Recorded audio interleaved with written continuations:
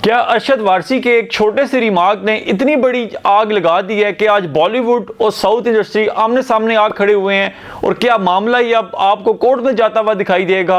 Hello friends, welcome back to my YouTube channel Bollywood craze. आज के episode में हम लोग लेटेस्ट कंट्रोवर्सी डिस्कस करेंगे प्रभास वर्सेस अरशद वारसी साहब। फ्रेंड, हमारे कुछ ऐसे फ्रेंड्स जिन्हें अभी तक इस कंट्रोवर्सी का बैकड्रॉप नहीं पता या बैकग्राउंड नहीं पता, तो उनके लिए बताते चलें कि ये कंट्रोवर्सी स्टार्ट तब हुई थी जब अरशद वारसी साहब ने एक शो में, एक इंटरव्यू में कहा था कि उन्होंने जो लास्ट मूवी देखी है वो काल्की है। उसमें उन्हें अमित जी की परफॉर्मेंस तो बहुत ही ब्रिलियंट लगी।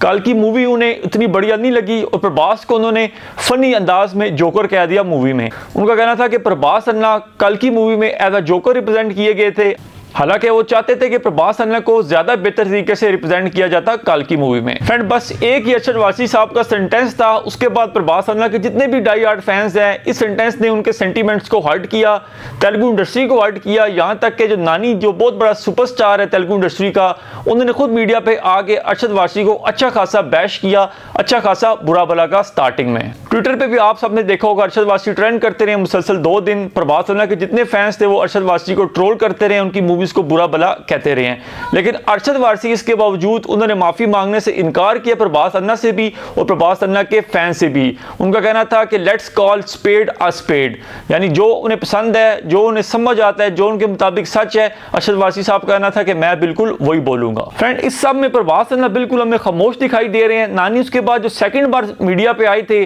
तो उन्होंने अपने वर्ड्स थोड़े से वापस लिए। उनका कहना था कि अरशद वारसी साहब को भी ऐसे वर्ड्स यूज नहीं करने चाहिए थे और मुझे भी फर्स्ट कन्वर्सेशन में ऐसे वर्ड्स यूज नहीं करने चाहिए थे।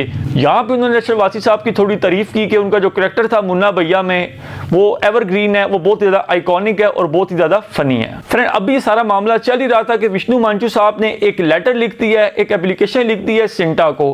अब आपको बताते चले कि सिंटा वो ऑर्गेनाइजेशन है जो कि सिनेमा से रिलेटेड, मूवी से रिलेटेड जो भी कोई बड़ा इशू होता है तो हायर अथॉरिटीज इस समय सिंटा को माना जाता है। तो उन्होंने सिंटा को एक लेटर लिखा है कि अरशद वारसी साहब का जो रिमार्क्स था, जो स्टेटमेंट था प्रभास अन्ना से रिलेटेड, उसने अच्छे खासे सेंटीमेंट्स हर्ट किए हैं तेलुगु इंडस्ट्री के और तेलुगु के लोगों का। तो उन्होंने लेटर में, एप्लीकेशन में मजीद लिखा है कि अरशद वारसी साहब या तो प्रभास अन्ना से माफी मांगे या फिर वो कोर्ट में फेस करें। फ्रेंड, अभी तक ये कंट्रोवर्सी यहाँ तक चल चुकी है। मेरा पर्सनली मानना है कि यहाँ पे अरशद वारसी साहब को भी और प्रभास अन्ना को भी थोड़ा सा अपना आप बड़ा करके दिखाना पड़ेगा और दोनों को मीडिया पे आके एक दूसरे से माफी भी मांगनी पड़ेगी और एक दूसरे की तारीफ भी करनी पड़ेगी। जो अरशद वारसी ने स्टेटमेंट दिया प्रभास अन्ना से रिलेटेड वो नहीं देना चाहिए था, लेकिन जो प्रभास अन्ना के फैंस ने अरशद वारसी को ट्रोल किया है, उन्हें बुरा भला कहा है, उनकी मूवीज को बुरा भला कहा है, वो भी करना गलत था। तो सिर्फ एक ट्विटर की ट्वीट की मार है पूरी कंट्रोवर्सी। एक अरशद वारसी का बढ़िया ट्वीट प्रभास अन्ना से रिलेटेड, एक प्रभास अन्ना का अच्छा सा ट्वीट अपने फैन से रिलेटेड कि अरशद वारसी के अगेंस्ट बैशिंग ना करें, तो ये मामला आप देखेंगे विद इन और सुलझ जाएगा। क्योंकि फ्रेंड्स, अगर इंडियन सिनेमा को वाकई हॉलीवुड लेवल का मुकाबला करना है, उनके साथ खड़ा होना है, तो ये जो आपस की जंग है बॉलीवुड वर्सेस साउथ, इसे खत्म करना होगा और एक दूसरे को हमेशा सपोर्ट करना होगा। क्या कहना है आपको इसके बारे में, काइंडली कमेंट सेक्शन में बताइएगा। Thanks for watching.